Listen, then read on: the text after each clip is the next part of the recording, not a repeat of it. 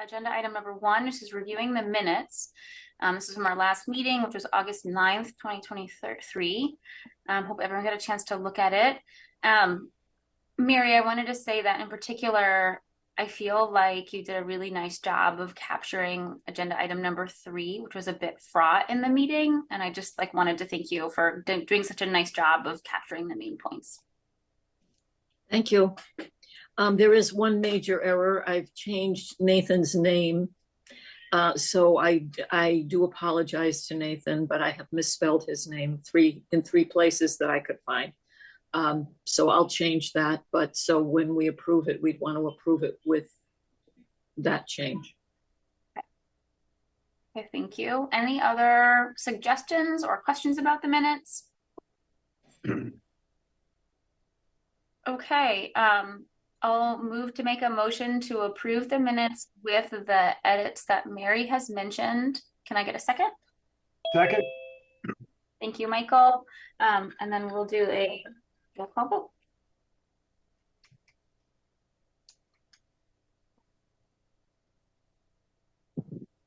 Okay, Nathan is not here, which means, okay, Helene Busby? Yes. Michael Falsetti? Yes, ma'am. Chris Gauthier? Yes. Do you prefer Christopher or Chris? Chris is perfect. Christopher when I'm in trouble.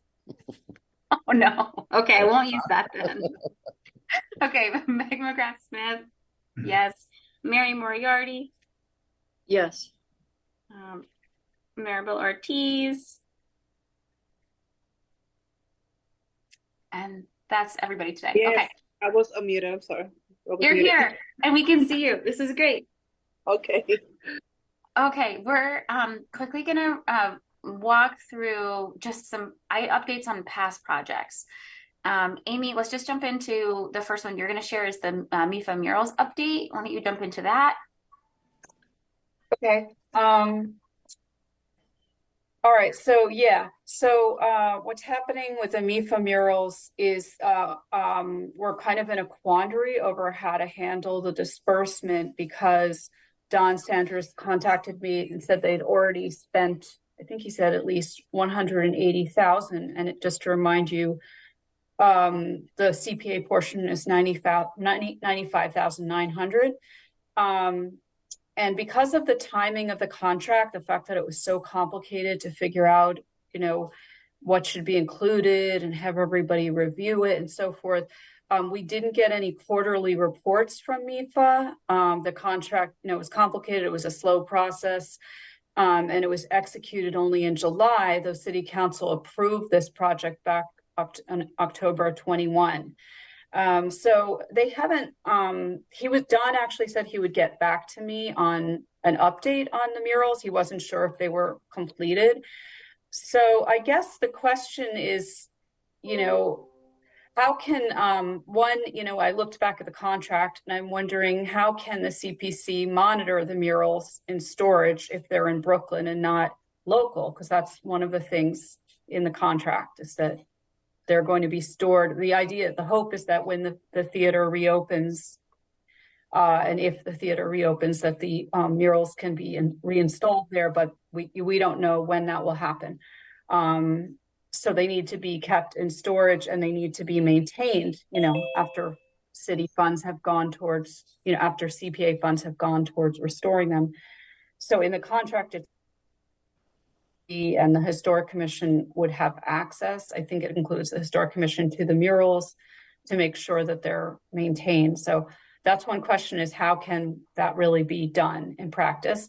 And I know that I've had some back and forth with Meg that maybe one possible solution would be to require, you know, some kind of high quality dated photographs, maybe video as well, as a presentation from Jeff Evergreen, the restorer, at a CPC meeting. So I'm just putting that out there, wondering if people have thoughts on that or ideas.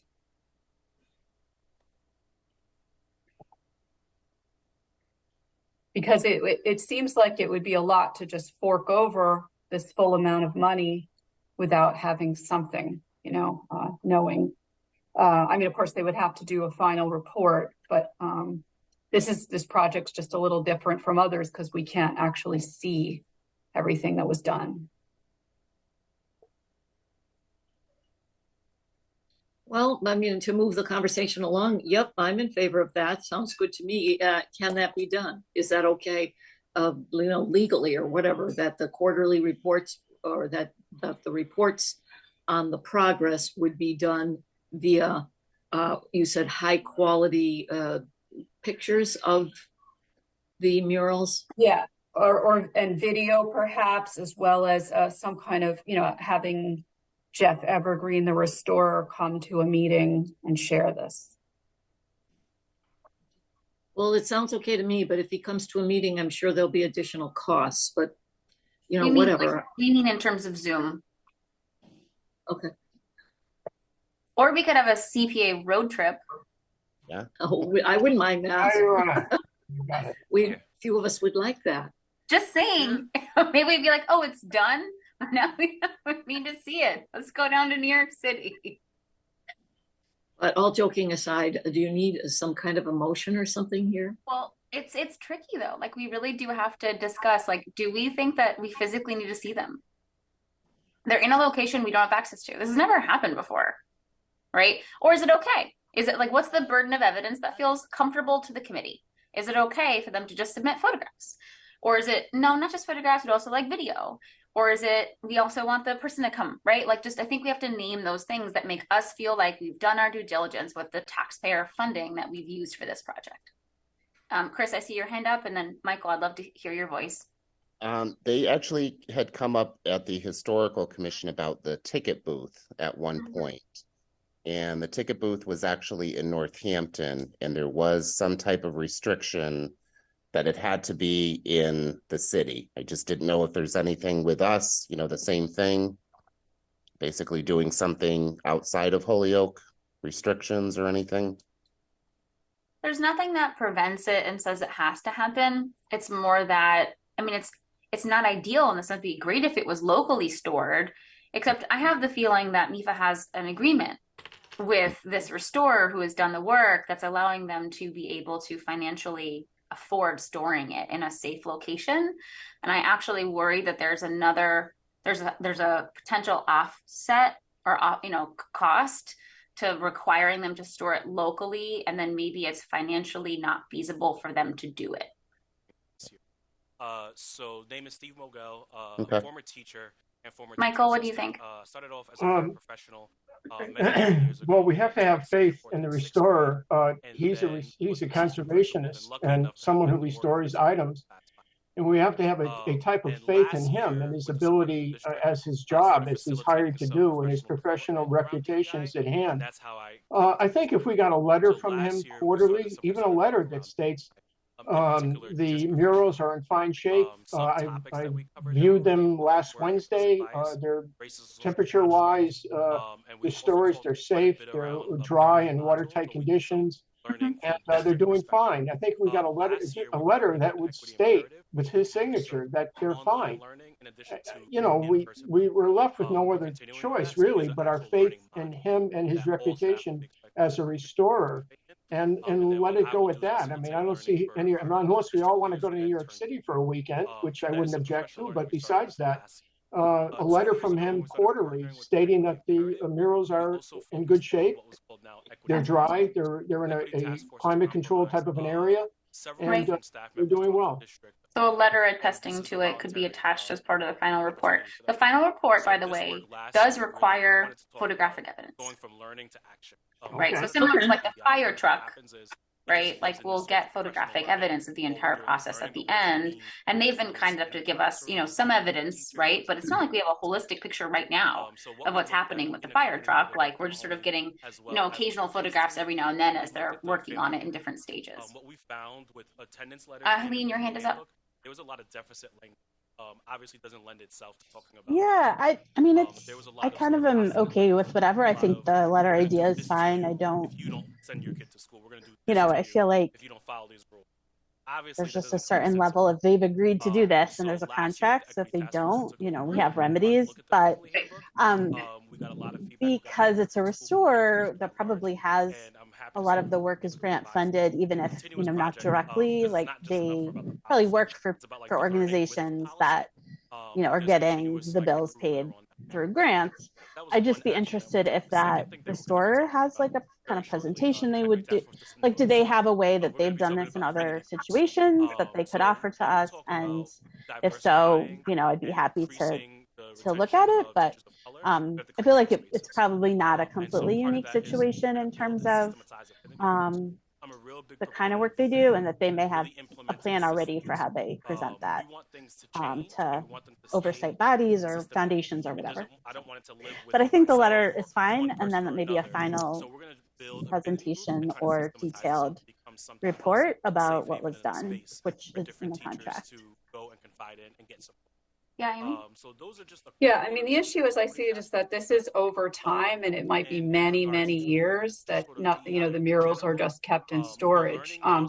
So I kind of like the Mike's idea of I don't know if there was a way that the restorer could do a report, a quarterly, or even a brief thing that has a picture of the murals, but I mean, that would be over multiple years. I don't know when the theater will open again, but that might be a good idea.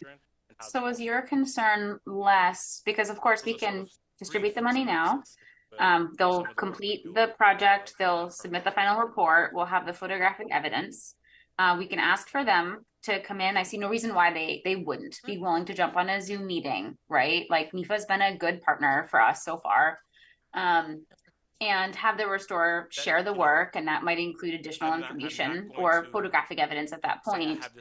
It sounds like you're more concerned about like over time, like what's our process for following up in 3 years or 6 years, like however long it takes to fully restore. Yeah, it's just very, very murky, and to just give almost $100,000 all at one time without having had any quarterly reports. It seems like something should be in place, to substitute for the fact that, the way the timing, the way things worked out, we never got quarterly reports. And because this type of project is so unique, that we may not actually see the murals for 10 years or whatever. I don't know. So what does the contract language say? I've talked to parents when I was it says that as I mentioned, that the committee and the historic commission has a right to monitor the murals. So that's why I think that this could be a form of monitoring, short of actually going to New York City to have some kind of, even short letterhead of some kind, about the state of the murals. Often what I've found is a lot of families just want to be. It just strikes me as they're two different issues. Like, I think like what we're hearing from the committee is that our process for just distributing the money is fine. We should distribute the money, we'll get the final report. And that's sort of a separate issue from how are we monitoring it over time, which to me wouldn't seem linked to report, because 3 years later he could be like, in a one-line report, it's still good. Right, exactly. And so maybe we want to say, like, it says we have the right to monitor. From my perspective, I don't know if we need to get more clear with them about that, other than in we could decide as a committee internally, we want to reach out every year, every 2 years. Like, well, then my first question is because there's no, like with a fire truck, I'm just doing, invoices as the need comes up. This project, they're saying, like, it seems like they've already spent the full $95,500. And yet I haven't gotten any status update or anything. So is the committee saying just to go forward and give them their money? And then just hope, like that they follow up with their final report and have it work like that? Well, it is a contract. We agreed to give them money. It is a little different because there were no quarterly reports done. So we could ask them. We haven't had this situation. No, Amy, I understand. So this is as unique as it gets. But as a friend, as a business partner, if you will, it's not unreasonable for us to say, look, would you mind every quarter, just give us a letter, maybe a picture and a summary. Yeah, that's what I agree. I think that would be a good idea. And let it go with that. Then we have a signature with his signature as the restorer and as a preservationist with his signature saying they're fine. Okay, I'm and so hearing two is it different the things. will of the committee that that if they give me this invoice, I look it over, it all seems fine, go ahead and issue that full amount of the award and before they submit the final report as well? Madam Chairman, do you want to answer that, or? I mean, we don't have, there's nothing in the contract or in our processes that says the project has to have lasted long enough that we would get a quarter report before the final disbursement. The only thing that we require is that they do the final report. I mean, I just think it's a contract. We have to follow the terms in the contract. Right. Well, it does say in the contract that they have to submit it 30 days after the completion of the project. And they're kind of unclear about whether the project is completed. So I don't really know. Yeah. I would do that. I would reach out to them and say, is the project complete? Right. I have already, and I'm waiting for Don, has not gotten back to me to tell me. He seemed unclear on whether the project was completed or not. So that's where we stand. Madam Chairman, if he wants his money, show us proof that you did the work. That's not unreasonable. We're reasonable people. It's not unreasonable to say, well, what did you do? Is it done to our satisfaction? If it is, then pay the man for his work. If it's not done or he doesn't get back to you, then we hold off on the check. The only messiness from their perspective might be that this, we're paying for a part of the project. The requirement is that they complete it, but we're not paying for it in full. So it may be the restorer is now, requiring payment at this point for this part of the project that has been done. Other work is still being done. He hasn't actually communicated that to me, though. He just sort of asked me how the disbursement would work. And then I asked him if the work was completed, and he said, that's a good question. Let me get back to you. Well, Madam Chairman, let's just wait till he gets back to Amy, then cross that bridge when we come to it.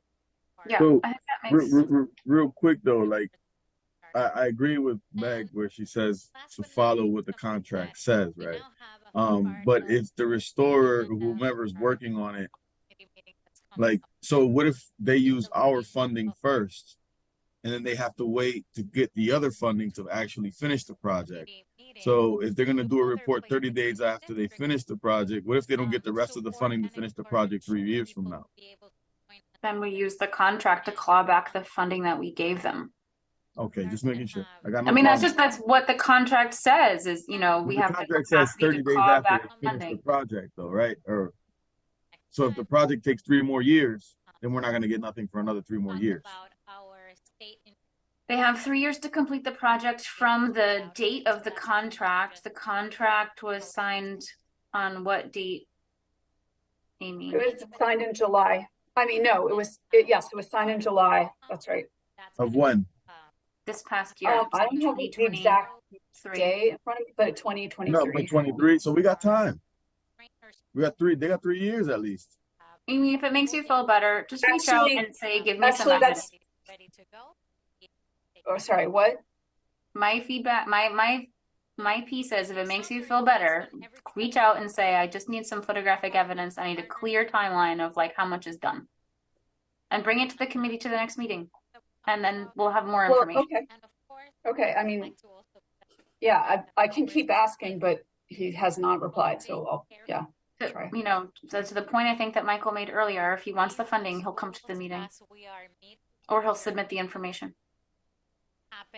Okay, so I should ask him for some information, or as well as that he should come to a meeting. I mean, you can of course invite him, but I think initially just pose to Don like, hey, the committee just wants to know how much is it completed, what percentage completed, is it complete yet, haven't heard back yet, and can you send us some updated photographs of the progress?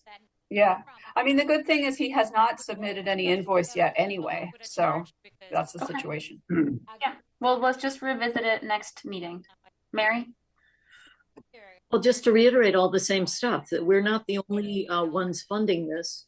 So therefore, the amount of money that we've promised should not be the money that he's waiting for right now. It was a pool of money that was supposed to be involved in funding this.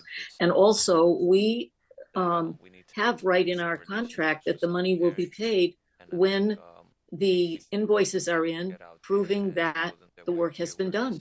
So that's I think the answer. And, you know, if then to Mary's point, the invoice should show what has been completed. I mean, it's supposed to be an itemized invoice. So Well, wouldn't the invoice also say like completion of panels 1, 2, 3? Here's the, you know, how much we're requesting funding. It can be unclear from an invoice to tell that because it's in kind of terminology that the restorer uses. So, you know. I mean, will we be responsible for these from now on until forever? No. I don't understand. I mean, if they're going to be stored there for, you know, many, many years, are we going to be the ones responsible? No, they are. Unless there's a new arrangement with the city and the city, there's a new contract with the city to display them and to be responsible for them. Yeah, we are I think it's responsible for the 50-50. oversight of the project. Yeah, we are responsible for them. Once they take them and put them back into the place, we're no longer responsible for them. Correct. But if they never put them into that place, they become ours. They become the city's. Yep. Well, So the they're on section, loan. They don't. so section, it's section I don't know that they become the 8I. cities. So it says Yes, alternative on loan. permanent loan of murals to the city of Holyoke. In the event that an alternative arrangement can be reached after the exhibition period with the city of Holyoke, which allows for a permanent loan in perpetuity of the murals to the city, such an arrangement will include the following provisos. And then it names a number of pieces around how the city can take effectively, you know, a permanent loan of those and install them in a city building for perpetuity. But I just want to say that if you know, sorry if I'm talking out of turn, but I wanted to address what Israel just said. Yeah, That's okay. Just that it's not like it automatically goes to the city. That's not how it works. It would have to be, the city doesn't really want to take it on. But if somebody who worked for the city wanted to take it on and they had the wherewithal to display it and to be responsible for it, which is a huge responsibility because they're enormous, they would have to, you know, draft a contract and all the parties would have to agree. So it's not something like I that. hear that, Amy, but if nobody comes forward and says that they want to be responsible for it, then who's responsible for it? Well, in the contract, they're responsible for it. MIFA is responsible for ensuring that ultimately, it just sounds to me like it's the protected. city. The city's responsible for it ultimately. I think if I remember correctly, when we designed this, ultimately the only reason why we would give them the money is if, for some odd reason, that they are not able to place them back into the place where they were supposed to go, the city would still claim ownership because the taxpayer dollars went towards this project. So ultimately, I don't think that the committee would agree with just forwarding the project forward so that they can have it forever to do with. Well, what you're saying is it's not specified that way in the contract, and you know the contract committee reviewed it. She just said it'd be come to us for loan. No, what she said is that I wrote the contract, okay? So I put a lot of time into it, so I know what's in it. So there's different alternatives. We shouldn't be going in circles about this right now. If there's an alternative. Can I just finish? There's an alternative. There are different alternatives. And one of the alternatives is if the city, and it's a very big if, in fact, the city solicitor wanted to make that clear, that the city is not, you know, ultimately responsible, that it would have to be that the city chose to enter into an agreement. So I guess I would say that was not made clear to us, because that was not made clear to me when I made a vote on that. So I will say that this is a unique project. We've never had anything like this, and it was always going to be tough, right? We did it because the murals were going to be lost to time. I have no doubt that if we did not step in and pay to have them restored and then stored, that they would have been lost. So the goal, of course, is to have them go back into a building that is currently not restored. That's what the goal, right? But ultimately, if that doesn't happen, I think the city does have a responsibility to the murals. through our just due diligence to the taxpayer, right? Also to history, right? We said these are historically significant. So it's just like, yes, there's what's in the contract, but also there's just like, what's our responsibility, right? And that might come down to ethics more than the contract. And depending on, you know, what chair wants what, right? Ultimately, it will come down to taxpayers and citizens pushing for a resolution to this at some point if the Victory Theater doesn't, you know, come to fruition. Okay, I want to move on though. What do you want to do? What you're looking for a vote, or what should we do? No, I want to table, and we're going to come back to it next meeting. And Amy's going to reach out and ask if Don wants to come to the next meeting, and also ask for, you know, what percentage of the project is complete, and give us some photographic evidence, and then we'll go from there. Okay, so somebody I move to table this item. Second. Do we have to do a roll call vote for a motion? Like that? That's procedural? Yeah. Okay. At least in the council we do, just so you know. Just do it here then. All right, Helene Busby. Yes to table. Okay. Sorry, you were nodding. I just was looking down at the list and I didn't see it. Okay, Michael Valsetti. Yes, to table. Chris Gothier. Yes. Chris Gothier. Oh, I just called you twice. You get two this time around, apparently. Meg Morgan-Smith. Yes. Mary Moriarty. Yes. Maribel Ortiz. Yes. And Israel Rivera. Yes. Okay. We're going to move to the next piece in this item.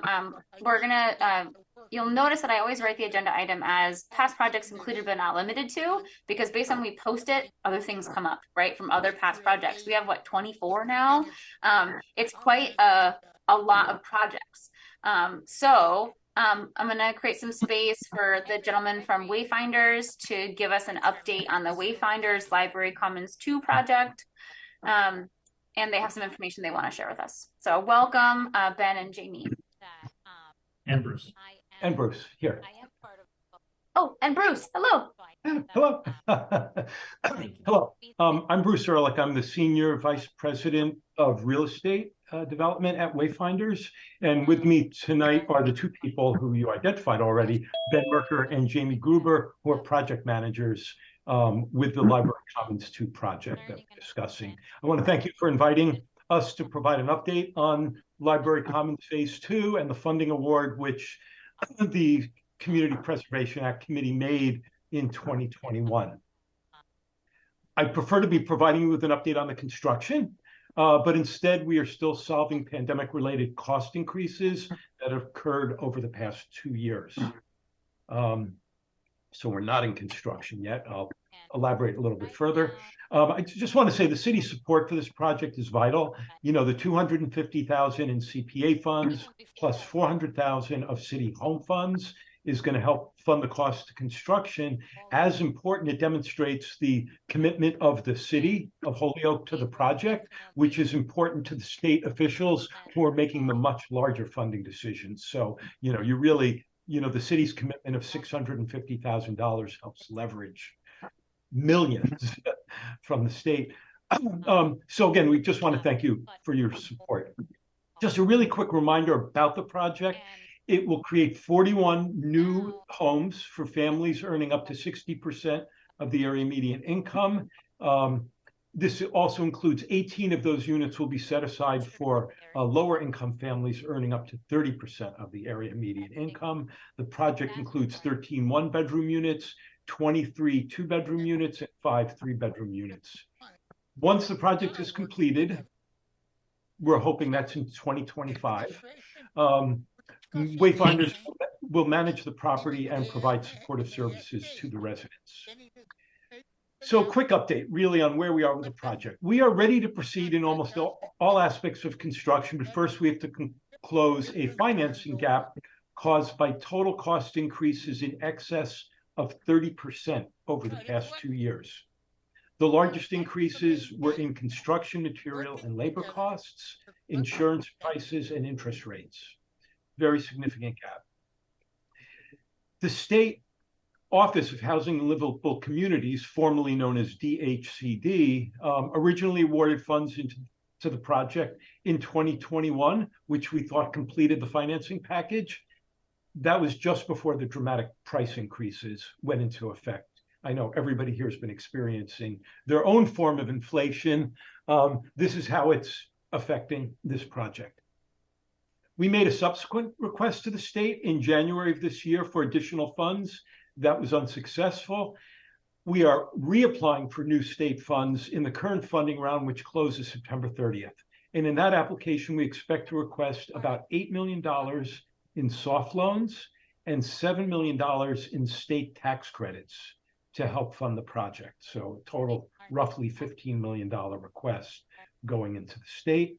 At the same time, we're working with our architect and general contractor to investigate cost savings through a value engineering process that will help contain some of these cost increases. But closing this financing gap, it's within our reach, but we're not there yet. So what we're hoping is that our new application due September 30th will be funded by EOHLC, Office of Housing and Livable Communities, in early 2024. If that occurs, we will close on construction by the middle to late 2024, say August, September of 2024, and then complete construction later in 2025. But first, we've got to close the financing gap. It's within reach, but we're not there yet. And, finally, I want to say we didn't come to you. We came to you tonight really just to update you on what's been happening.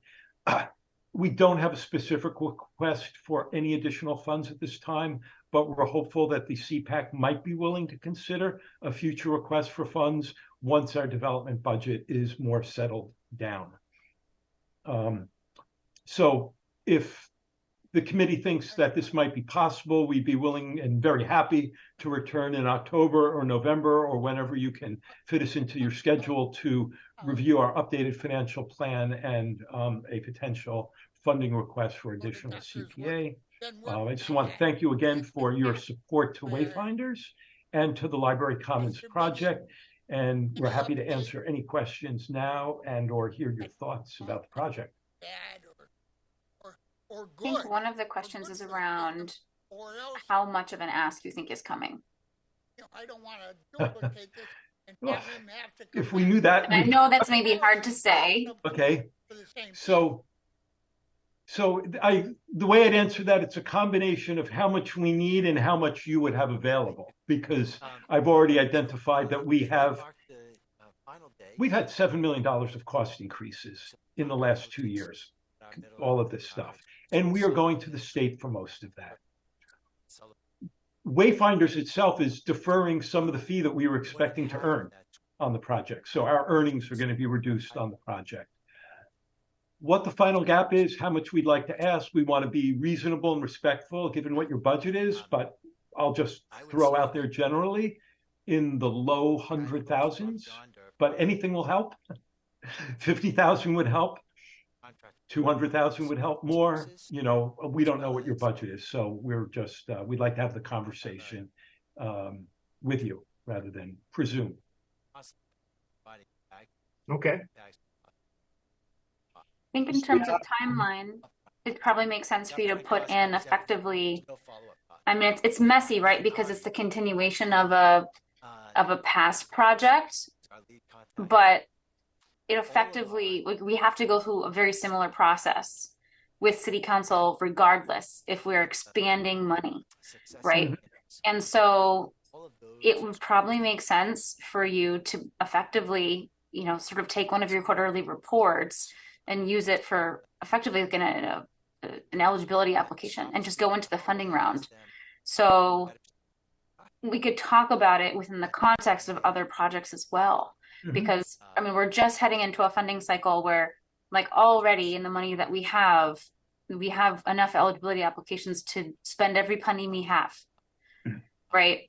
So any choice that we make to support the Wayfinders project additionally will mean that we're not funding something else that's coming to us for this funding cycle. Right. So it is always not just in the, on the parameters of each project, but also in context for all the other projects that are coming in and the priorities of the city as we're trying to, support, but also spread the wealth too to different folks who are doing different things. Oh, we completely understand. That's what occurs also at the state level is we're trying to get more funds. We're not the only ones. We think we're special, but we know everybody is special. If you could just let me know, what is your typical funding round process? Do you do this once a year, twice a year, 3 times a year, just so we can sort of plan for the future? So our eligibility applications are actually due in 2 days. We're going to miss that deadline. And then folks, Amy takes time to work with the city solicitor, to work with the CPA coalition, and we tell folks if they are going to be invited to do a full application at the beginning of October, and then the final application is due in December. And then usually our process is a little slow, right? We have public presentations in January, we score all projects and decide on recommendations to City Council in February. And then in March, we're going through the process with City Council to have them approve our recommendations. Mm-hmm. And if we miss this round, when does the door open for the next round? The following year, or you come in as an emergency application. So, you come in and say, "This project's not going to move forward unless you give us the following funding outside of the normal funding round." Is the application due in 2 days? Is that extensive? Because we did. No. It was very much give us a scope of your project so we know if it's going to be eligible for CPA funding. Okay. Which we know yours is because we've approved it before. Okay. So maybe we'll slip in a sort of a preliminary application to say that we're interested. Yeah, I think it's 2 pages. It's not. Okay. Yeah, that's great. It seems we came here at exactly the right time to begin the conversation. All right, also, Israel, sorry. No, I'll let Israel go. Please. Yes, please. Israel, I just had a question when you said, because you said homes, people will be getting new homes. Are we saying homes like house or home as like a rented apartment? No, these are rental homes. These are 41 rental units. There'll be new rental homes, new rental units. Okay. All right. No, all right. I feel like I heard home like as a homeowner occupied, but all right. Yeah. Thank you. Ben, do you want to jump in? Oh no, I was just going to add to sort of what Bruce said. I know sometimes it matters when the funds come in, and so we're sort of flexible with that. Sometimes if you don't have funds this year, you can award us and say if you take out the funds a year or 2 later, that might because our construction takes a little bit of time, and so even if that was the way that hey, we can't give you the money right the second, but we can give it to you in a year and a half. So I'm just saying we're flexible and obviously appreciate all the support given already. That too is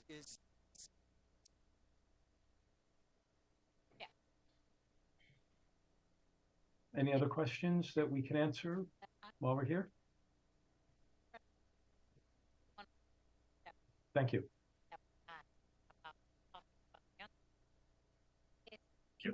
Thank you. Any plans? Okay. Is there anyone else that wants to ask questions of Wayfinders before we move to the next item? Thank you very much. All right. Well, thank you so much for coming in. I really appreciate it. We'll be in touch. Thank you. Thank you. Okay. So some other past projects updates, to sort of go through a few of these quickly. So Jones Point Park Master Plan. So they have a contract with Ty and Bond and they're moving forward. They had an initial planning meeting on Friday, which I was able to attend. And they have made a plan to have 3 different public outreach opportunities. So the first meeting will sort of just be a listening meeting. What do you want this park to be? Let's just sort of air it out. What are some options? From that, they will create 3 different concepts. They will then have a second public meeting where they'll share the 3 concepts, right? Here are the 3 different types of parks we could do for you. Which one do you want? They will then take the public feedback and come up with the final, like really detailed out plan, and then present that back for sort of like final tweaks. I think the goal is to allow as much public participation as possible. And I think the role that we can play is just like getting the word out there, right? So we can make sure that we're using the CPA account to post when these meetings are happening, when Parks and Rec, creates posts, or we can work with them to figure out who originates them and sort of get the word out that way. And I can also work with Tom Reynolds at Parks and Rec, and Todd McGee, the Ward 7 City Councilor, to figure out other ways we can communicate, either by press release to maybe get things into the Sun or other local papers too, just so folks can know organize that. an event around it and bring people in. Yeah, I think there's lots of different options, and I think some of the meetings might be at the park, and some might be at White because it's more of a we can sit at tables kind of spot in the library. But I really appreciate Todd McGee's push for. Initially, the thinking was that it would just be a sort of a let's create some concepts and start there, and he was like, no, like let's just let people say what they want first. Let's not start with concepts that really may not match what they want. So I think that was a really good point. So very exciting. And that should start kicking off in just a few weeks. So the first meeting, I think, will be in 2 or 3 weeks. And so the invitation is not just for Ward 7 residents, right? It's for anyone in the city to come in and chime in.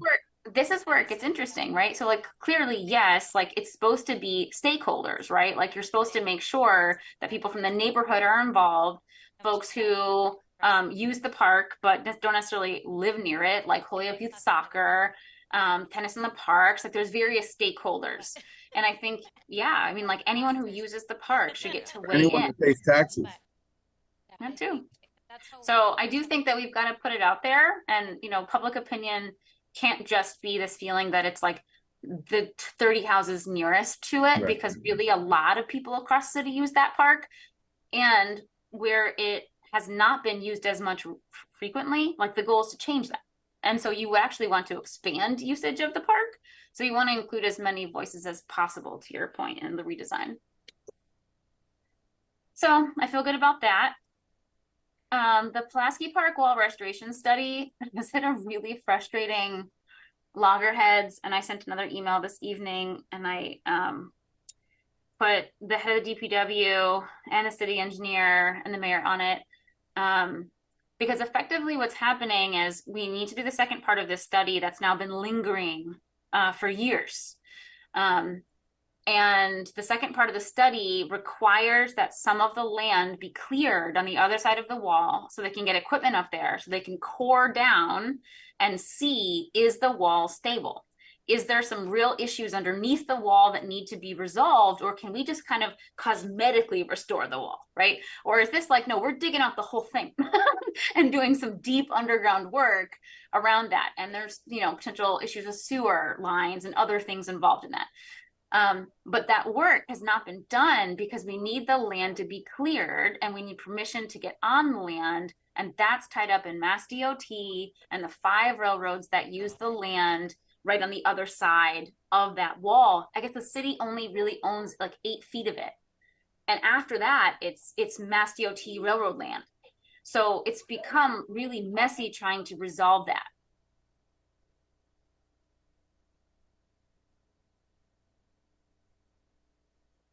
Me telling my children to please go away.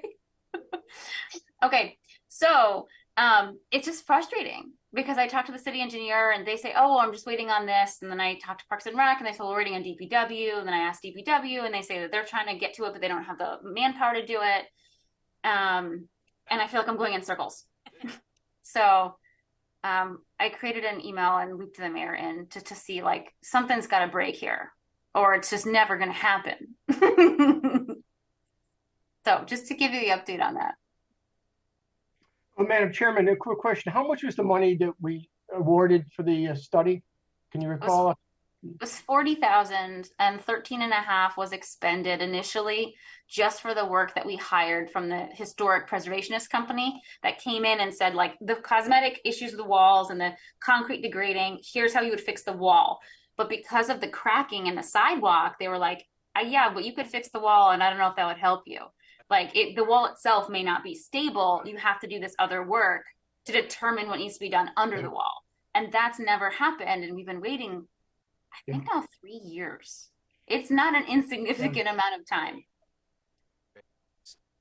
So I'm going to try to push and see what comes of it. But it doesn't help that Chris Baker just announced that he, put in his 2 weeks notice. So, now we're going to be transitioning to a new city engineer, or we're waiting to hire a new city engineer. So that, really could have a significant impact. So I'm hoping to hear more. Amy, if you go to the department heads meeting, I think that's a really good question to ask, is what's the impact of that? And then what is the city going to do as a result? Like, are they going to bring somebody in short term? Are they going to, kind of consultant it out? Like, what's their plan to prevent projects from just, ceasing to move forward? Okay. Amy, the next 2 ones are, I think, you giving an update on Wistariahurst porch restoration, engineering study, chimney wallpaper restoration, those things. Yeah, sure. So, so Wistariahurst porch restoration, this award was for $135,000. In the quarterly report, Megan Seiler said the architecture firm has drafted a restoration plan and sent it to Mass Historic Commission for review. MHC has approved the plans, and the firm is working on the scope of work for the bid to go out. And in the section that asked about concerns, she said the concern is just getting a good bid for this project, and the fact that weather may also hinder the project. So that's the update on the porch restoration project. Shall I continue? Well, so they need us to do anything based on that? No. Okay. Okay. It's just, actually, I like the fact that she is honest about saying, what could be an obstacle, because I think most of these reports, nobody ever says that there's ever any problem. Like, there's a section that says, do you have any concerns? And so I appreciate that she shares it. The next one is Wistariahurst Museum Engineering Survey, Chimney and Wallpaper Restoration for $95,000. In her report, Megan Seiler said that the vendor came out to go over what they were looking for in an engineering survey several weeks ago, and that they're waiting on the estimate. She said currently she's working on the scope of work for the chimney repair to move forward as soon as they know the total cost for the assessment. So that's where they are with that. And this is the September quarterly report we're talking about. Okay. Any questions from the committee on Wistariahurst? No. Okay. Well, just, Madam Chairman, just an opinion. Let's not. This is not exactly good stuff we're hearing, because there's delays and there's bureaucratic machinations going on. But we have to just keep in mind that this is the start of a story that will have long-term effects. Our work now may be galling and aggravating, but it's never been done before, and we're the first ones to do it. So take heart in that, because we're actually making a difference. It may not be tomorrow morning, but in the future, when these studies are done, when the awards are made, when the work is actually done, we'll see the fruits of our labors. So don't be like I am, depressed when you hear some of the reports that we're hearing this evening. It's the start of a process, and we're the ones that took the bull by the horns, and we're the ones that brought the money, got the people, and got the ball going. It's us. So be happy. Thank you, Michael. These are new projects. So, I mean, I think I wouldn't think of them as negative personally. I think this is the work that they're doing, that they've initiated. So. Mm-hmm. Right. Right. And this is the work that we're doing, right? There's always complications. I don't know if I can think of a project that had none, right? There's always something, and that's okay. That's just part of it. Okay, so the Scott Tower acquisition, conservation restriction. Amy, do you want to go over that? Yeah, so that project is totally complete, which is great news, except for the conservation restriction, you know, because this was an acquisition of 175,000 that a permanent conservation restriction is required. But that's completely out of Yoni's hands or our hands because the state is extremely backlogged on approving conservation restrictions. So this is the final item needed for this project to be complete, but that's just the situation on the state level. Okay, so we're just waiting for the state to follow up. Right. Okay. Wright Block? Yeah, so a term limited preservation restriction had been drafted by the attorney for Wright Block. And let's see, I have here the Historic Commission is aware of this, but we are, I believe, waiting for attorney Kathy Degnan's response just to review it. And I don't know, Meg, did you get to talk with her about that? So I had 3 calls out to her, and she left one detailed voicemail back at one point when I missed her call back, and effectively she hasn't reviewed the preservation restriction yet, it sounds like, because initially when we were talking to her about the PR, she thought we meant the contract. Right. As you and I discussed. So no, you know, she sort of had initially thought that like, oh yeah, I did. Of course I did. It's done. And then it was, you know, when we pushed, it was, no, the PR hadn't been reviewed. Right. So still waiting for that to be done. But also the city solicitor's office has been really busy because there was an injunction that was filed against the ballot question for the, you know, the CPA surcharge reduction not being put on the ballot. And so they spent like all of last weekend preparing to then like go to court to, you know, represent the government, the city government in the injunction. And they're still waiting for the judge's response from the hearing, although they expect it any day. You know, the mayor felt positive about it when we had a conversation earlier about what would come out of the injunction hearing, but we're still waiting to hear back on it. So I think too, they've just like, this stuff takes up their time and it prevents them from doing other things that they need to do, like the preservation restriction review. So definitely want to get it reviewed. We're just, you know, our city solicitors are tapped currently with other tasks they're being asked to do. Okay. Yeah. And then the last one is, sorry, Amy, go ahead. Oh, and before we move on to the last one, Bill Womeldorf, I'm not sure how to pronounce his name. He wrote in his quarterly report, he said, we have applied and were approved for a permit with the building department and have finalized engineering for the project. We applied for a mass development underutilized properties program grant to match local funds. So that's a little more about what they're doing for funding. And yeah, I can move on to Girls Inc. now, which is the O'Connell building, which that award was for $102,000, you may remember. And this project is now complete with permanent signage. And they actually had money left over, which is great. They had $1,545 unexpended that returns to the general CPA fund. So, you know, it's really good news. They submitted their final report and it is on the CPC website in the internal page, the committee links. So as I come across the, I try to, update final report links so that you can look at those. And yeah, most of them have been entered on the committee links page. We eliminated 6 first. Thank you, Amy. Okay, we're going to move to some new business. So communication updates. So I did already share about the injunction hearing was on September 5th. We're waiting to hear back about the judge's, you know, response to the hearing. And the other one is in the last finance subcommittee meeting, one of their agenda items, they had asked the city solicitor's office to review all of the restrictions that we have done for every project to make sure that we are doing our due diligence. And, you know, I think the hard part about all of this is like, I completely believe in due diligence, 100% do, but there's also like, you know,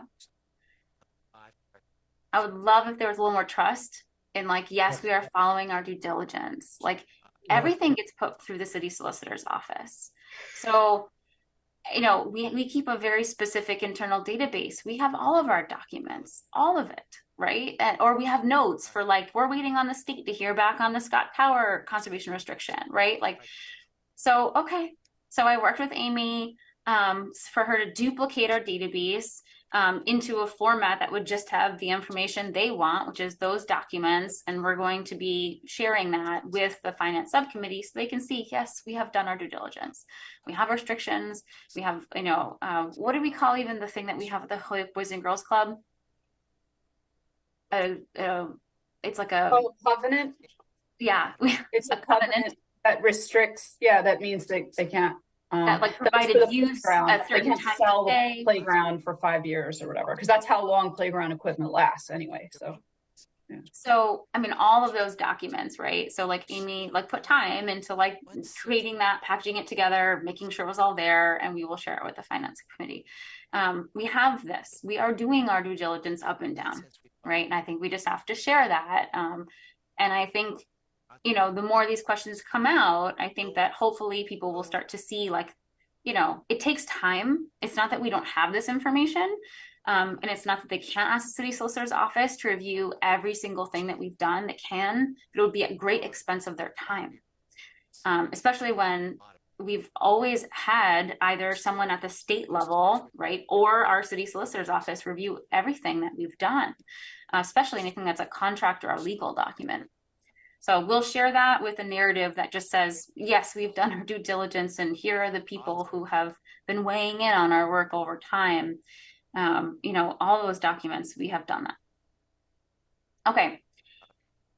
Amy, do you want to jump into an update on your end? Just anything else that you want to share with us? And then we're going to get into the eligibility applications that have been submitted so far.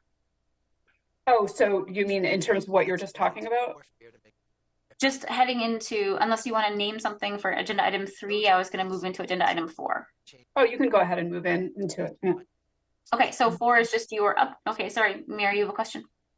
I just want to clarify. They are asking for a review of every restriction we've done, both the conservation and the historic and housing and housing on and every single contract we've written.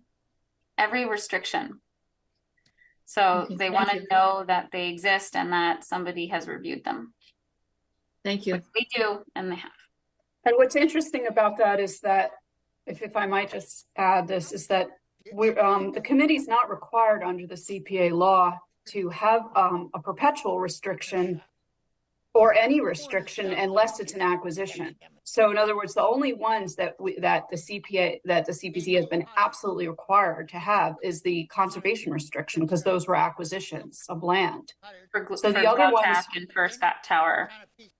Right. The other ones are term limited restrictions that the CPC chose to do as a best practice, you know, to protect the, you know, public benefit, but it's not actually required. So it's interesting that they're requesting this when in a way what we're doing is kind of more than we are actually required by the law. That's all I wanted to say about that. Okay. All right. Amy, can you give a brief update of any additional work? I know we've sort of gotten a sense of it, but if there's anything else that you want to name that you've been working on, and then I'm going to walk through the eligibility applications. Okay, I had that the next thing on the agenda was to talk about the eligibility applications, and then E is an overview of my work. Do you want to do it in a different order? It doesn't matter to me, Amy. Okay, well, then maybe we should go right into the eligibility, if that's okay. Did you want to talk about how to access those applications? I mean, or do you want me to? Sure, yeah, so I'll go over that. Yep. So does everyone know how to get to the applications? Has everyone been able to find them? Has anyone not been able to find them? Sorry, could you repeat? Has everyone been able to access the eligibility applications, or is anyone having a hard time finding them? So you can, if you go to the internal page for the CPAC and log in, I'll show you. I don't know why that's there. What? Why is what there? Well, there was some kind of a symbol on my, on the, never mind, just never mind. Okay. So if you go to our regular CPA page, just a reminder that we have committee member logins down here, so you can log in. And then we have documents here just to make it easy for you to find things. So the eligibility determination forms are here. The deadline is December 15th, so there's still 2 more days for folks to turn things in. But this is how you access them. So Amy, let's start by going over historic. Okay, yeah, and actually I can give you a snapshot also, just that overall the potential requests up to this point, as Meg says, it's not the 15th yet, so there more applications could be coming in, but overall the potential request, which can always be changed, is 1,038,000 total. And there have been 6 historic eligibility forms submitted, totaling 538,000, 1 open rec space 200,000, and 1 housing 300,000. And so I can now go over. I mean, I'm not sure how detailed you want me to be, but I can say what each is and sort of summarize it and give you what my current assessment is. Just a minute on each would be great. Okay, that might be hard to do. Okay. Brief and brilliant. What? Yeah, brief and brilliant. Okay. Stained glass window restoration, phase 5. So yeah, and we now have a new, I think he's the head of, I forget what his specific title is, Sean Sheedy, who submitted that with the city of Holyoke through the either DPW or building department. And yeah, so this looks straightforward, restoration of the remaining stained glass windows, and it looks eligible to me. Holyoke. Also, the nice thing about the stained glass windows piece is it's the completion of it. This would be the last time stained glass would come to us. Yeah, that's really great. Next one is the Holyoke Annex entry pillars. This was also submitted by Sean Sheedy of the DPW. And so this is a restoration of the stone pillars at the entrance to the annex building. It could be up to 20,000. I forgot to mention maybe that the stained glass might be a 200,000 request. So yeah, this also, as we know, this is on the state register too, the annex, so that looks eligible. Next is the City Hall granite stair restoration, also submitted by Sean Sheedy for $75,000. And this would be a restoration of the granite stairs and railings on the Dwight Street entrance of Holyoke City Hall. And that certainly looks eligible. This, you know, the whole building is on the state register. Then next is the Wistariahurst Museum retaining wall from Megan Seiler and Chris Baker. Even though Chris Baker's leaving, he submitted it. And this is $264,000. That's the potential request. They can always change it later. To rehabilitate the rehabilitation of the southern portion of the stone wall surrounding the property. So I thought this looked, you know, so far it looks eligible. Of course, I'm going to go over all of this with the city solicitor, or you know, trying to make an appointment with her now. The project status section says that Mass Historic Commission confirmed that the stone wall is a contributing feature of the museum, which is on the state register of historic places. My question was: is this manner of restoration with newer materials, you know, in keeping with the historic integrity of the wall? But it sounds like it would be, since Mass Historic Commission has confirmed it, the wall, and is involved in it. So the next one is World War II monument iron fence restoration from Mike Falsetti and the War Memorial Commission in Veterans Park. The proposal is for potentially $18,000 to restore the restoration of a black iron fence surrounding the World War II monument. The fence was installed by the current construction.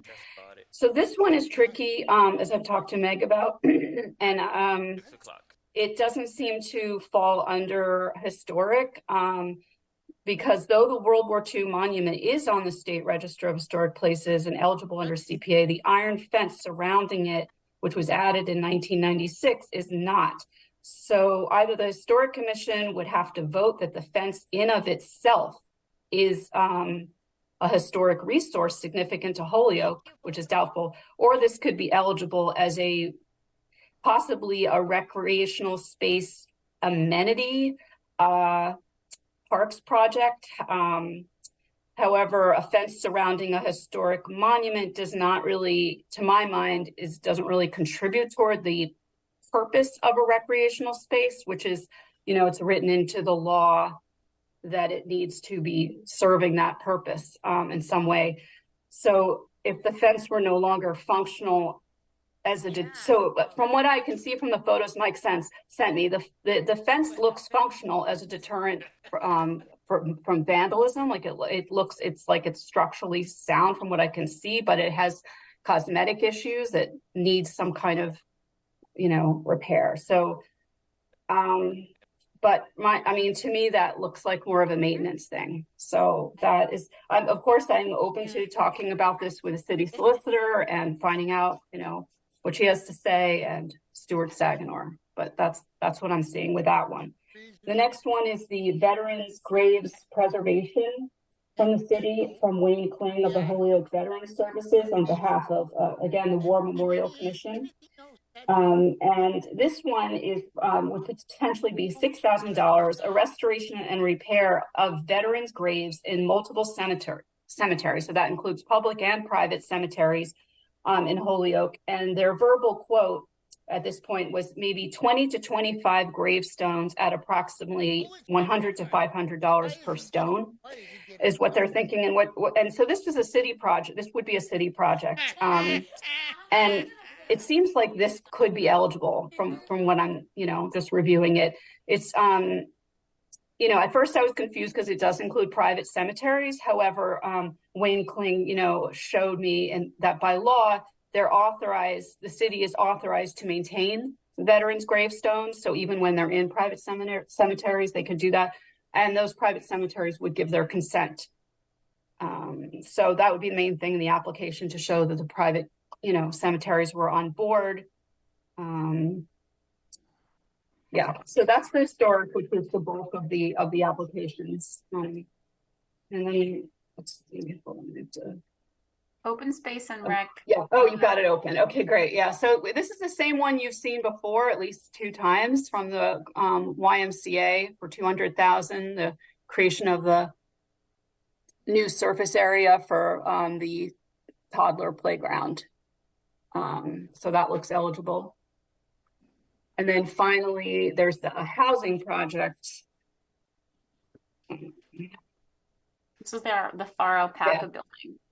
Yeah, so right, exactly. The Appleton Mill redevelopment, and they had applied for both historic and housing, but with a little back and forth, it was clear that this is really a housing project. They have applied to be on the National Register, but they're not actually on the National Register yet of historic places. And really with CPA, you want to look at what's the purpose of the project, and the purpose is housing more than historic. So it looks like it would be eligible for housing. Two things I just want to add on this. So one, I know that Tom Reynolds from Parks and Rec is planning to put in an eligibility application for open space and rec. That will be for staging out the first part of work at Jones Point Park.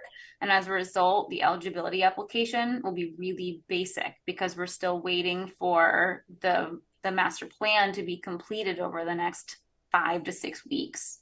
So what he puts in will very much be sort of a placeholder for, like, yes, this is going to be part of the parks work that's done at Jones Point Park. But they won't be able to flesh out more than that until the master plan is done. And at that point, he'll be willing to come in and give us more information if we want to, in between the eligibility and the final application being due. The other piece with housing is interesting. So did anyone read in the paper? It was a Gazette article over the summer where there was some sort of investigative reporting looking at how housing has been funded or not funded by CPAs over the Commonwealth. Anyone see that? I'll send it to you all by email. So it was an article that effectively tracked a bunch of communities across the Commonwealth, including many in Western Mass, and found that they were not actually spending 10% in housing and were required to do 10% in each category.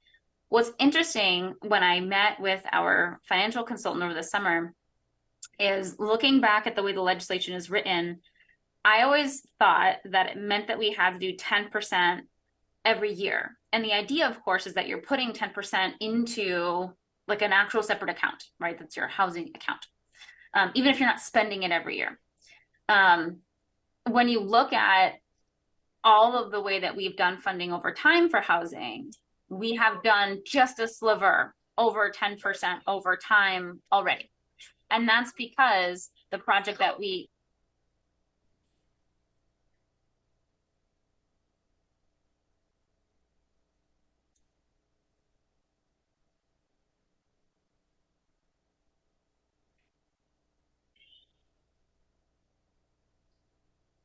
sorry, my 8-year-old wanted drawing paper. So because we have had housing projects historically that when we did fund them went beyond the 10% that was required in that year, over time it's balanced out to be just over the 10% that's required. But certainly moving forward, especially now that we actually do have 3 separate accounts that we're moving money in and out of, we'll just keep putting it into the reserve and then we'll spend out of the reserve. Okay. But just to give you a sense that like in other communities, they're not. We have done just a little bit over 10%, but we have satisfied the requirement. Israel, yes, I heard you. Is it 10% of the total number or 10% of what's spent? 10% of the total number. Because of course you could keep money in the general reserve, right? But there are years where we've effectively spent beyond the 10% required for that year and gone into the reserve, right? And that's why over the years it's balanced out. But certainly moving forward, right, we have to make sure that we're spending, 10% every year or that we're putting it into the reserve. So 10%, right. Okay. Yeah. Would you clarify that, Madam Chair? Does it mean 10% of the total budget or 10% of what we spend per year? That was another question I had, but I didn't want to ask that one. Well, I think both you Thank and you I for that, confused. Nathan. No problem. It used to be that we really had one account and we were just, saying internally, here are the numbers we have to make sure we're spending in each category.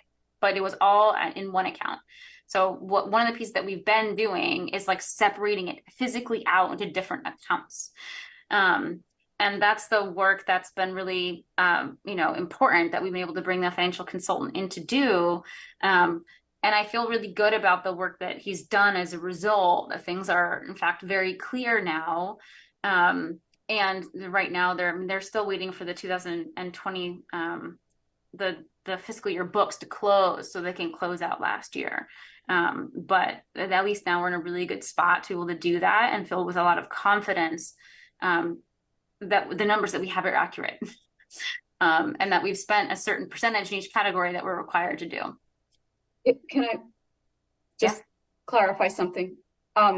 We were always creating amounts that were showing 10% of the amount we had for each year in our own books. It was the city auditor that hadn't set it up that way, and that's what we've been working with them on. So we have always done what we're required to do. I just wanted to make that clear. Yeah. But at city level reporting, it didn't look like there was the actual different accounts, right? So it's important that has been done because I think it puts us in a good position moving forward to make sure that it's much easier to report out. Right. Yeah, because we need that to report to the Department of Revenue. Like the auditor has to report, the money in the different categories and show what account it came from. And so it's hard to do that if there was just one account. So. Any questions about the eligibility applications? Clearly, we could, of course, get a bunch in, right, between now and the 15th. Yes, Chris. We had our historical commission this past Monday, and we did get the determination form for the YMCA. How do you want us to answer this? I mean, it's nothing historic, just a simple no on the historic resource form. I mean, it's green space. Yeah, I think just they didn't understand the process. I would just, send them, forward it to Amy. Amy can respond. Okay. Just with a clarification of process. Okay, just want to make sure. Yeah, Nathan. The eligibility spreadsheet we just saw, is it meant to be accessible by the public on the website? No. No. Okay. So because also we're going through it and asking applicants questions, we're constantly shifting it and adding in additional information. So it's just an internal document that we use and to give them guidance for how to then, either you shouldn't move forward. Don't put your time into putting in a whole application when it's not eligible. Or here's some guidance around how you need to make sure that your application is coming ready to be presented. Mm-hmm. Yeah. Okay, so yes, sorry, Nathan. Well, okay. So then in the internal part of the website, are we supposed to be able to see it? Yes. Okay. Can you not access the internal part of the website? I can log in, but well, I'll bring it up later. That's something I want to bring up in other. I think the website could use some updates to make it more easily navigable, but that's another topic. So I think I'm done with my questions. Thank you. Well, and I'm happy to talk with you offline about that too. Thanks. Okay. Okay, so the next step in terms of what happens from here is, of course, there'll be a few more applications that I think will come in. Amy will review them as our staffer. We'll run them by the city solicitor. We'll work with the CPA Coalition to use their bank of expertise to be able to tell everyone if they're eligible or not, or how they can be changed in order to be eligible. And then effectively, our work is sort of done for a bit, except for with the historic projects, which then have to go through the Historic Commission. Here's my question, though. Do city projects have to go through the Historic Commission, Chris, or only non-city ones? What if we done everyone in the past? City, non-city? Well, often city projects are already on the state register, but I know, I'm sorry, Chris, did you want to answer that? No, keep going. I just know your predecessor, people had different views on it. I know your predecessor wanted everybody to come forward so that, because the state, even finding an updated version of what's on the state register, like the one I have is a couple years out of date. So their point was that they should still show or come before so that, I don't know if they had to come before the commission, but that the commission should still have some evidence to be able to confirm to me that, yes, they are on the state register.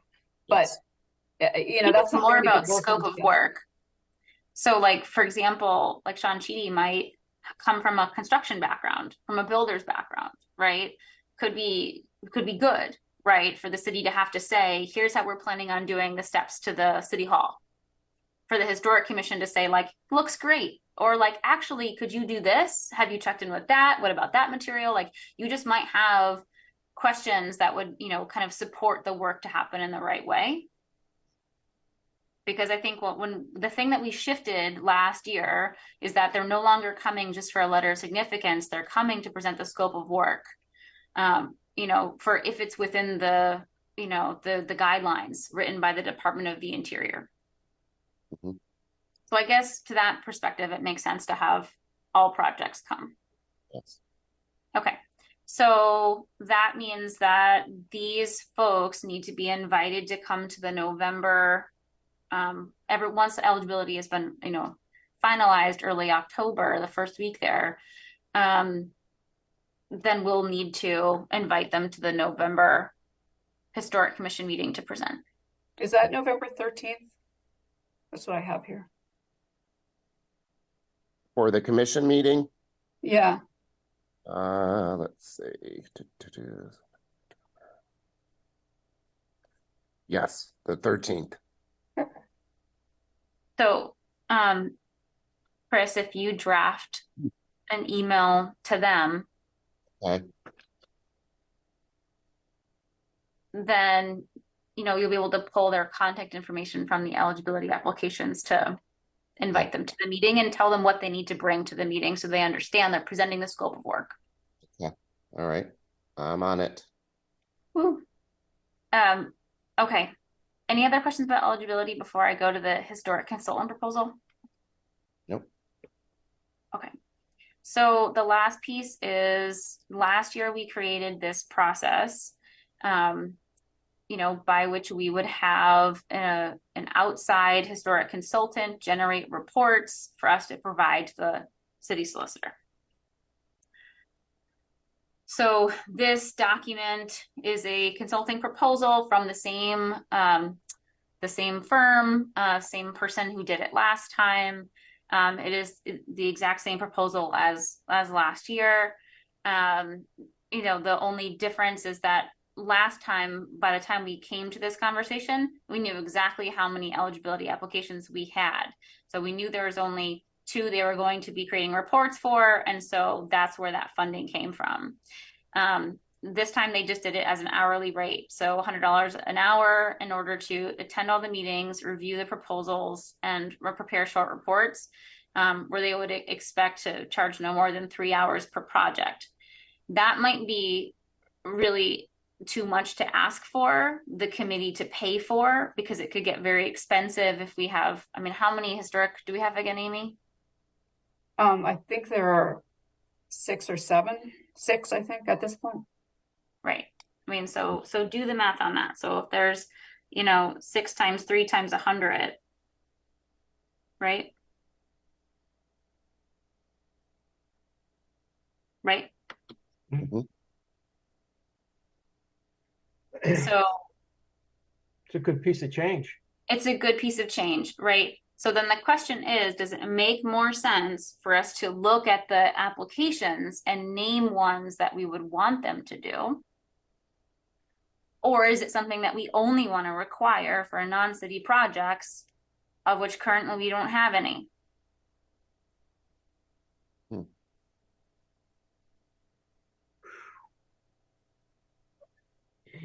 Well, Okay, I see Helene's hand up, and then I'll go to Michael. I want to hear your thoughts. I was just going to say, so things are on the register as the city projects sound like they are, then are they making that determination if it's like maintenance or true restoration? Is that the determination? That was one of the main pieces that came out. Because what happened with the Girls Inc. project is, like, if we had someone who had created the report would have made very clear, this is why this work is important and aligns to the Department of the Interior standards. And without that, it just became this, the city council talking to the city solicitor's department and no historic preservationists involved in the conversation.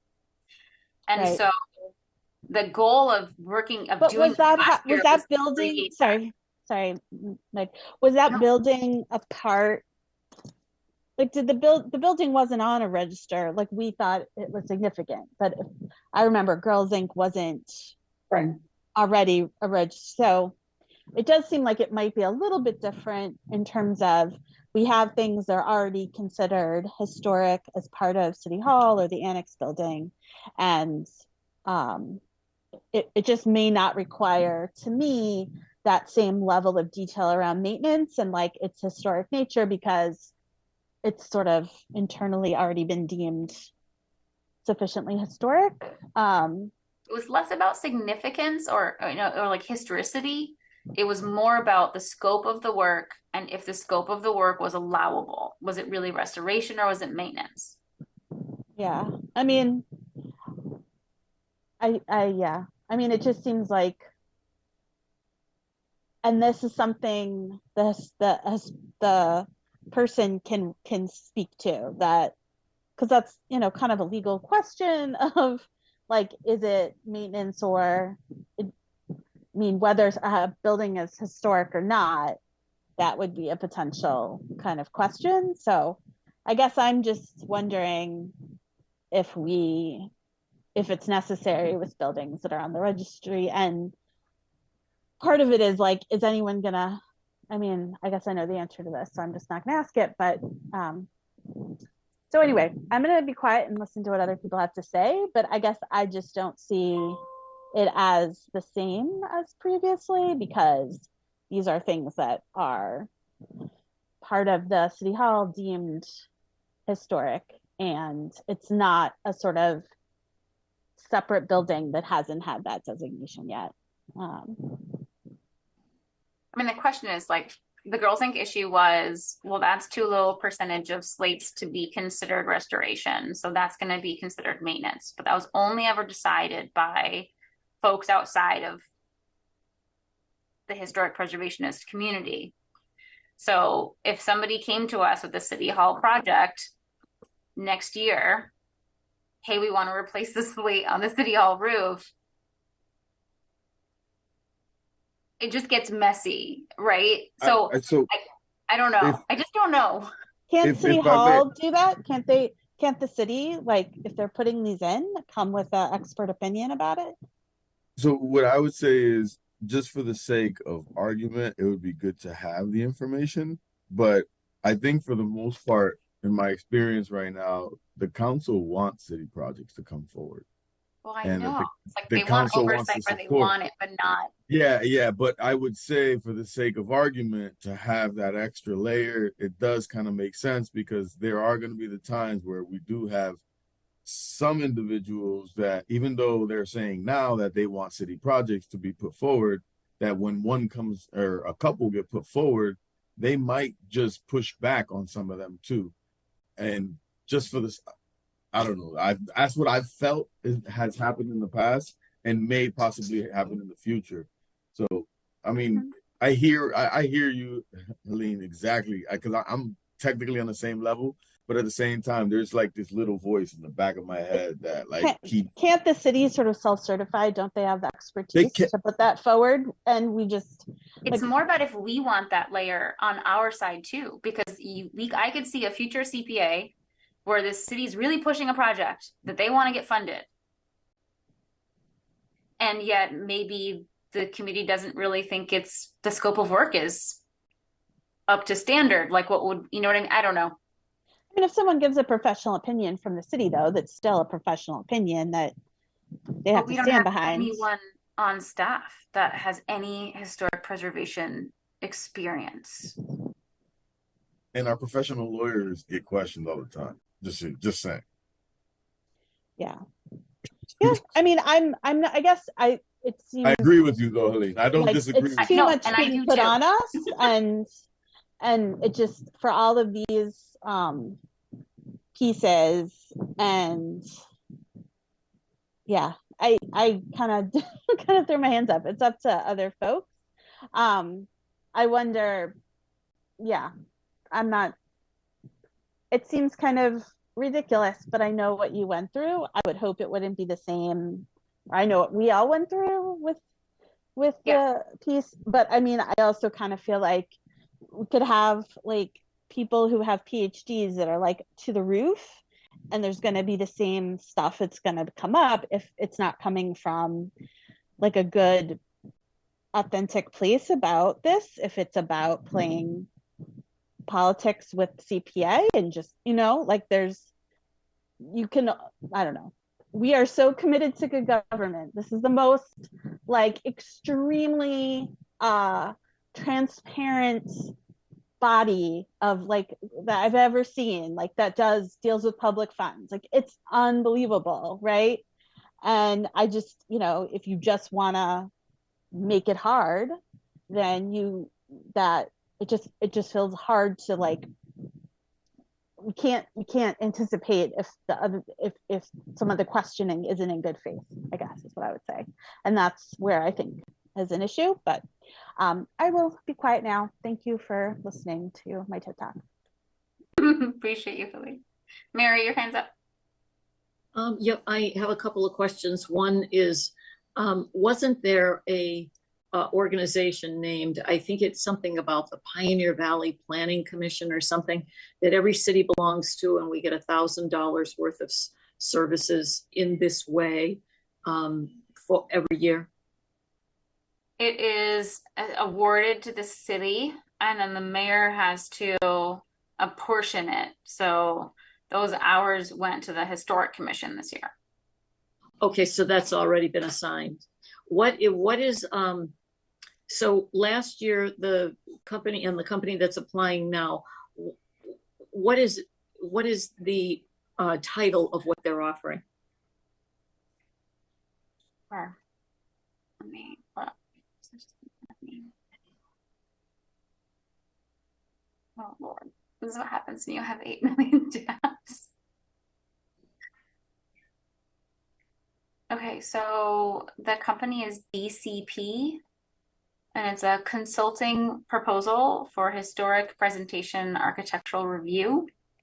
Okay, so it's simply that they are not in the business of saying this is a city project that is supposed to be taken care of by city maintenance.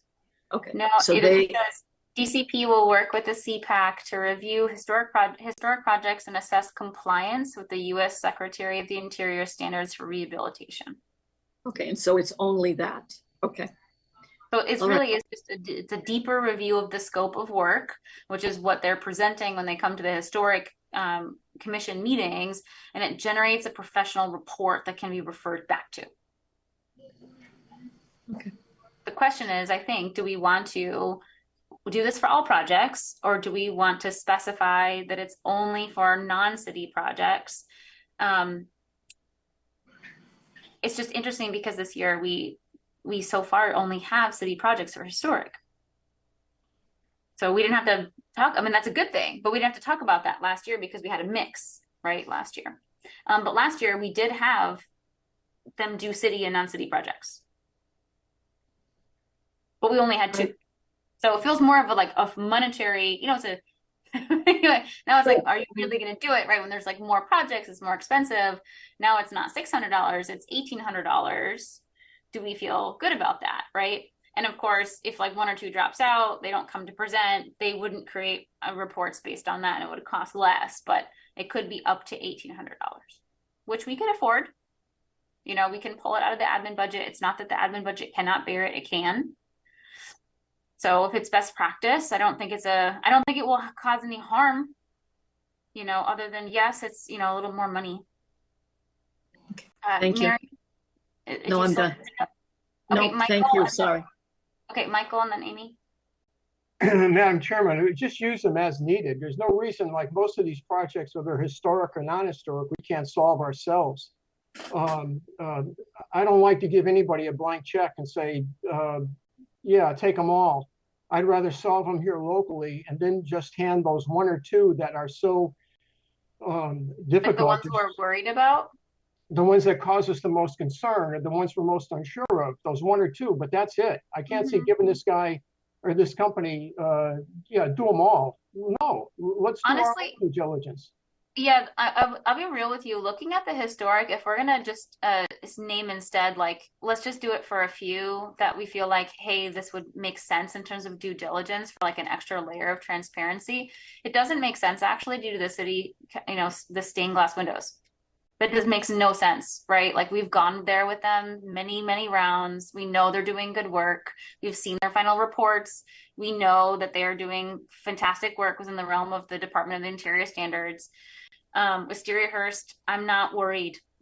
They work very deeply with Mass Historic to do all of their work. I'm not worried. There's already that extra layer there because they are really working with state level groups.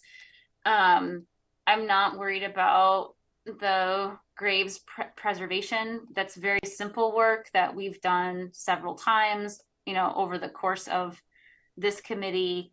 I think the only ones that are actually interesting because they're really different than anything that we've seen before or anyone we've really worked with before are the annex pillars and the granite stairs for the city hall.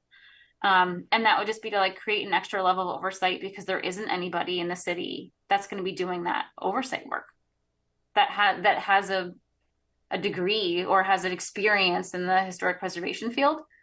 So maybe we only ask them to do those two as an alternative. I don't know what other folks think about that.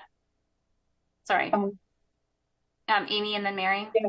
One way this can be addressed very simply, and this has been put out there before, is, you know, that, and I know, for example, with the stained glass windows, they hired somebody, which was included in their application, who was experienced in historic restoration. And you could look at their, you know, CV and see the whole thing. I mean, not CV, like they had a whole background and, you know, working within the Department of the Interior standards. And so that's a simple way, because I think that the O'Connell building, the Girls Inc., was really an unusual situation. And one reason is because it was different, is that it's private. And when you have to remember, there's this anti-aid amendment, which we've talked about before, which is it happened in Acton. There was a lawsuit because CPA funded a church. And the way that the application was done, it seemed that the money was sort of going towards enabling them to use other funds for their mission as a church. And so that was an issue. So although even that is quite complicated. But what I'm saying is that it just seems that that's a project that's a private, like a nonprofit or, private school or something like that. It seems to make sense that you would want to look at that more closely with both the city solicitor and maybe a person from the outside. But with these other projects, if you can see in the application, wow, they have people who are credentialed to do this work, and in their contract, they know they have to keep within the standards for historic restoration. That's the terms of the contract. Then I don't really see the need for another person to be paid to check over this. But I think that's why I'm asking, because we don't have anyone in the city level who's doing that now. Well, we have in the application, we see who their vendors are. And we can look at, and we ask for that. We ask for background information in the application to demonstrate that this person has demonstrated experience with historic restoration. The vendor themselves or an outside consultant? I'm just thinking from the taxpayer. The application includes, information about the vendor they want to hire. At least in terms of the stained glass windows, it was Serpentino, and they had a track record. So. Yeah, I don't really. So I'm just devil's advocate, and then I think we just have to make a decision and move on because it's getting late and getting tired. Is there a cost to the taxpayer in naming, you have to pick a vendor that has this background, that has this track record, if it makes it more expensive for the work to be done? I don't know. I don't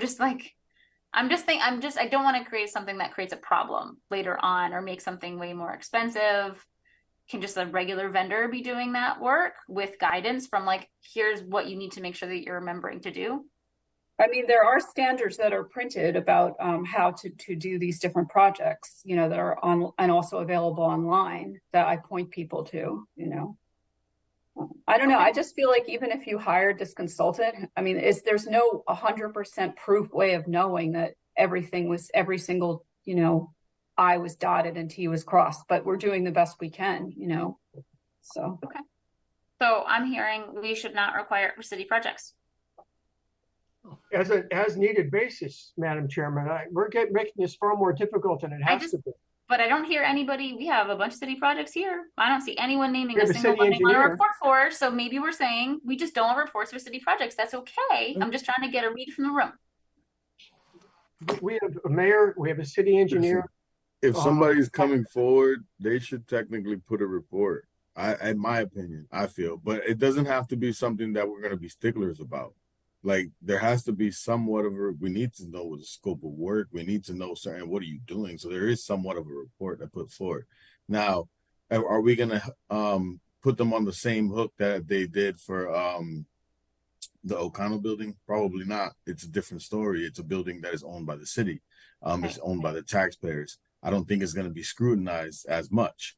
There will be scrutiny eventually. It will come a time where there will be projects that may have controversy, that there possibly will be some scrutiny. But that's not for us to say now, possibly with the projects that we have in front of us, or in the near future, because there's a lot of work that needs to be done for a lot of our buildings within the city. But in my mind, it doesn't hurt to have them come and present and do all this other stuff. But again, I'm not against it to allow them to not present. But I think for me, if you're a department head and you're asking for dollars in any other department, even if you come to the council or if you go to the mayor, you should present. Like, I don't understand why we should just say, yeah, all right off the rib. Like, there's a reason why you're the department head. Like, this is part of the process.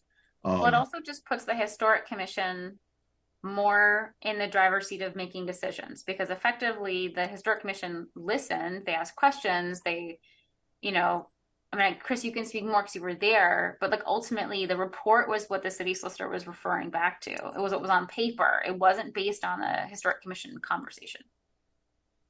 It created a paper trail that this other outside consultant was paid to make instead of expecting the historic commission to do it.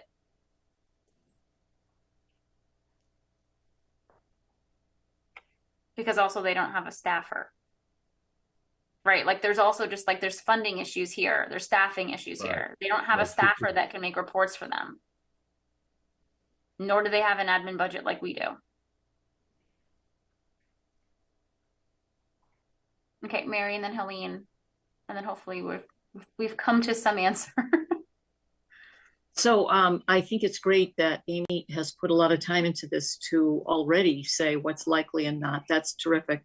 I think it's great that the Historic Commission is going to spend the time, but everything is so examined that I really do think we need to have the consultant to back up what we're saying is in need of designation as historic project or not. And I don't think that we should be excluding city projects from that. I don't think we can just say, oh, it's a city project, therefore it's historic. I think it has to go through the same process. I think it's a good idea to give a list, but I don't think you can eliminate that. And I don't know how you would eliminate the cemeteries. There's a lot of cemetery work that is historic and a lot that's not.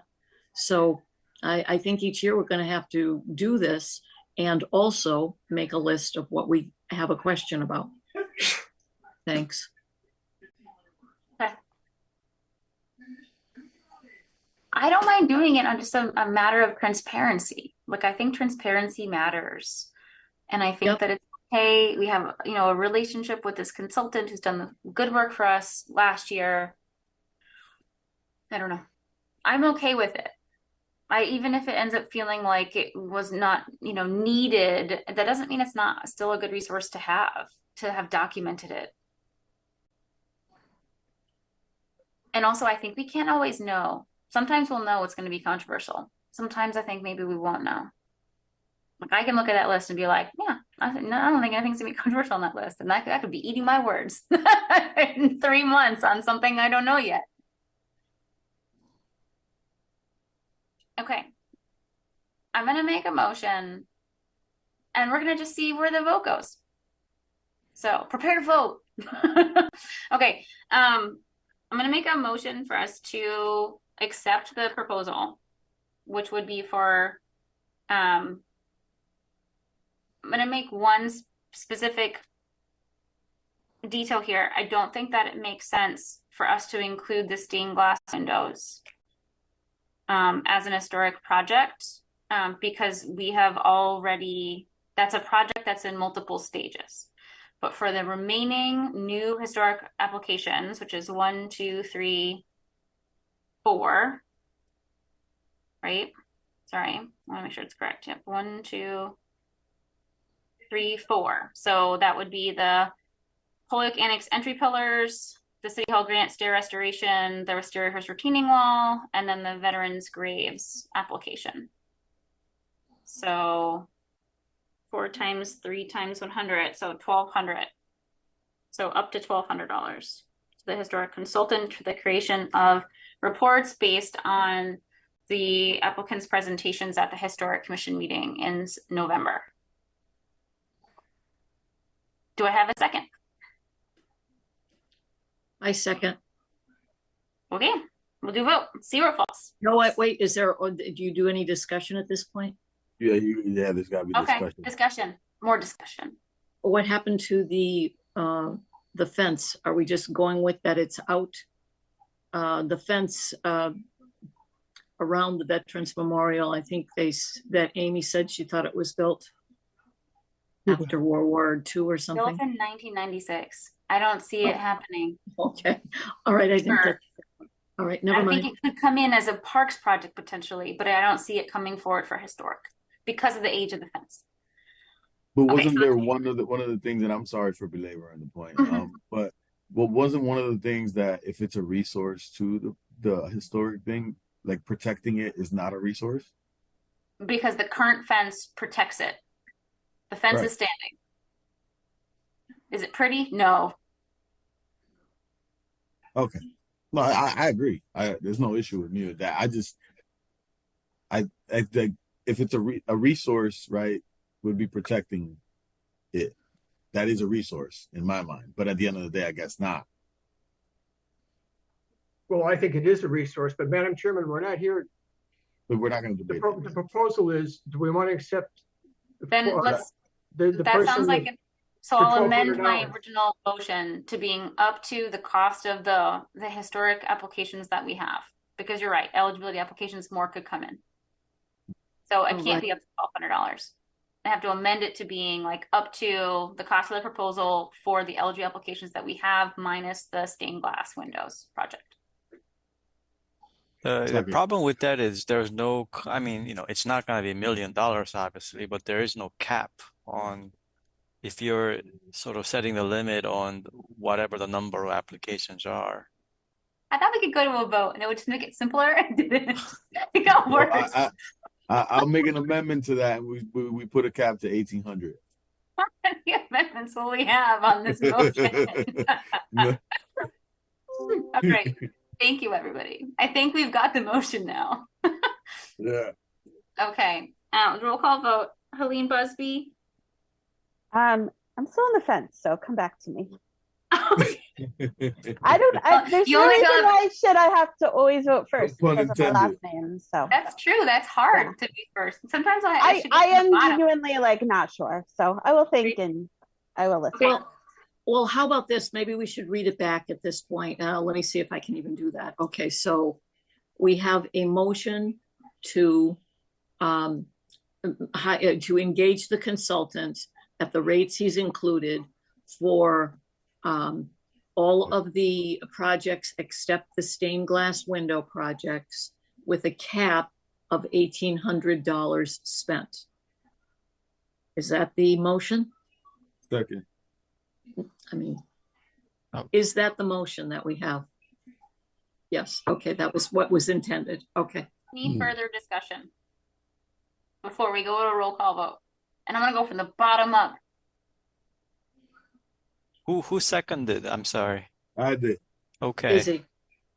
Got it. Okay, you know what? I'm going to vote. Me too. What'd you say? I'm going to vote. I say yes. Okay, yes, there we go. One. Okay, Israel Rivera. Yes. Okay, Michael, Mary Moriarty. Yes, Mary Moriarty. Yes. I'm getting so dark in my office. I'm like having a hard time seeing my own writing. Meg McGrath-Smith, yes. Michael Falsetti. No. Okay. Chris Gauthier. Yes. Helene Busby. I'm gonna vote no. I know it passes, but that's okay. Taking my stand. Yeah. And the commentary is nothing against this Nathan person. Chung. Nathan Chung. Before I vote, I mean, can I listen to some people why they voted no? Discussion is supposed to be over. Yeah, we're supposed to be doing the roll call vote. It'll work like that. Vote, Nathan. Okay, it doesn't work like that. You know what? I think I need more information, so I'm gonna vote no also. Okay. All right. Ooh, this is our most contentious vote yet this year. This is so exciting. All right, so it passes. Yeah, so it's Israel, Rivera, Bearable, Mary, Meg, Chris, yes, Michael, Helene, Nathan, no. Okay. And that's okay. I went back and forth on that one too. But that's okay. Sometimes you just gotta make a decision with the information you have and move forward based on the roll call vote. All right. Yay, we're done. Okay, next meeting. Next meeting is the 2nd. Yeah, so it'll be October 11th at 6 o'clock. Okay. Thank you all, wonderful people. Good night. Bye. See you in October. Good Motion night. to adjourn the meeting. All right. Good evening. Yes. We're adjourning at 7:56. Second. All in favor? Aye. Aye. Aye. Thanks. Good evening. Yeah.